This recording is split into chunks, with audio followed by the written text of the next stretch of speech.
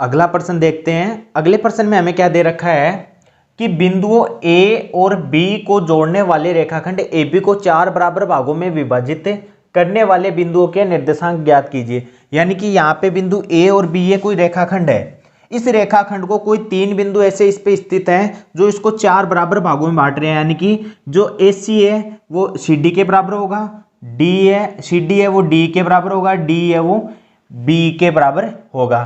तो ये लिख लेते हैं कि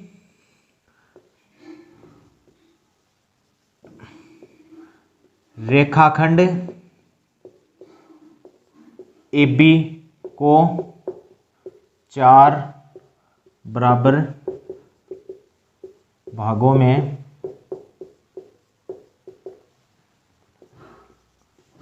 विभाजित करने वाले बिंदु क्रमशः C, D व E है। ये 4 भागों में बांट रहे हैं और ये चारों भाग क्या हैं? बराबर हैं। चारों भाग बराबर हैं, इसलिए AC बराबर CD बराबर DE बराबर EB ये होंगे। अतः AC बराबर CD बराबर DE और DE बराबर EB होंगे। यानी ये सभी भाग आपस में क्या होंगे? बराबर होंगे। ठीक है। अब हमें क्या बोल रहा है कि निम्न भागों के निर्देशांक ज्ञात करो। ठीक है, तो निर्देशांक ज्ञात करने हैं, निम्न भागों के क्या करने हैं? बिंदुओं के क्या करने हैं? हमें निर्देशांक ज्ञात करने हैं। चूंकि जो बिंदु D है, बिंदु D AB रेखाखंड का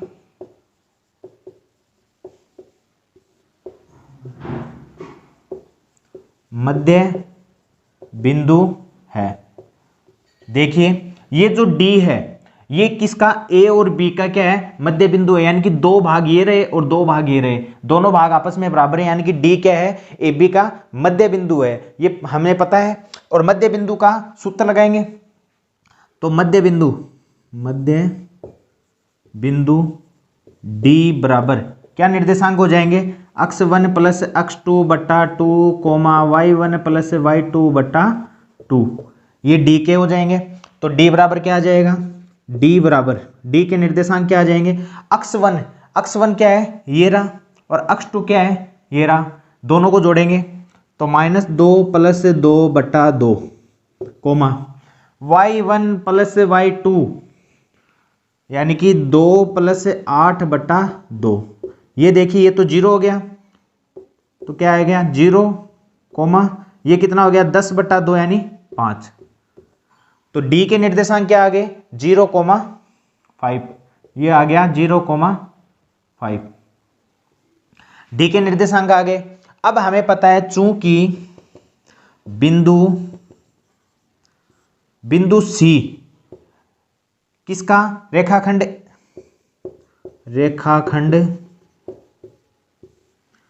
ये C है, ये AD का मध्य बिंदु है ना, तो AD का मध्य बिंदु होगा।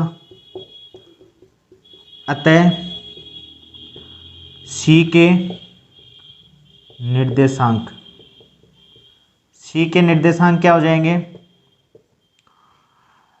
x1 प्लस x2 -2 प्लस 0 बटा 2 coma y1 plus y2 2 plus 5 बटा 2। तो कितना हो गया?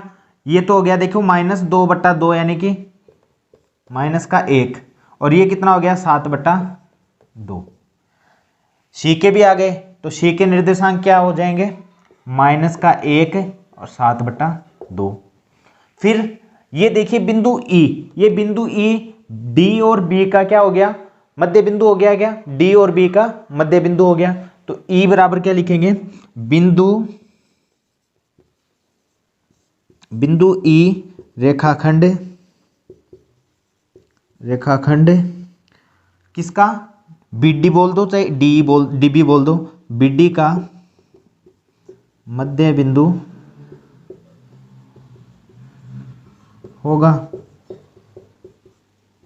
अतः ई के निर्देशांक,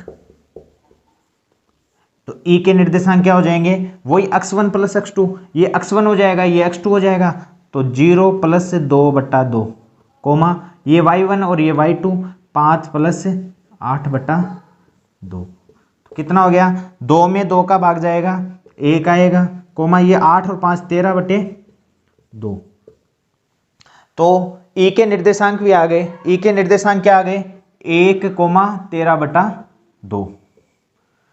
अब हमसे क्या पूछा था कि इसको 4 भागों में विभाजित करने वाले बिंदुओं के निर्देशांक ज्ञात कीजिए। इसको 4 भागों में विभाजित करने वाले बिंदुओं के सभी के हमने निर्देशांक निकाल लिए, इसका भी निकाल लिया, इसका भी निकाल लिया और इसका भी निकाल लिया। अतः लिख देंगे, अतः सी डी और ई के निर्देशांक क्रमशः क्या क्या होंगे। देखिए सबसे पहले क्या लिख रहे हैं हम, सी के निर्देशांक, तो सी के निर्देशांक आए -1,7/2। देखिए सी के निर्देशांक -1/7/2 हो गए, कोमा फिर डी के निर्देशांक क्या आएंगे, डी के निर्देशांक है 0,5 और ई के निर्देशांक क्या हो जाएंगे 1,13/2 होंगे। ये हमसे प्रश्न में पूछा है। इस प्रकार से हम इस प्रश्न को आसानी से हल कर सकते हैं। हमने क्या किया था, सबसे पहले एक रेखाखंड AB खींचा, उसको 4 भागों में विभाजित किया, 3 बिंदुओं द्वारा इसको 4 भागों में विभाजित किया जा सकता है। फिर हमने क्या किया, मध्य बिंदु का फॉर्मूला लगाया, मध्य बिंदु का फॉर्मूला लगा के एक एक करके सभी के निर्देशांक ज्ञात कर लिए। आशा करता हूं आपको यह प्रश्न समझ में आया होगा। अगला प्रश्न देखते हैं।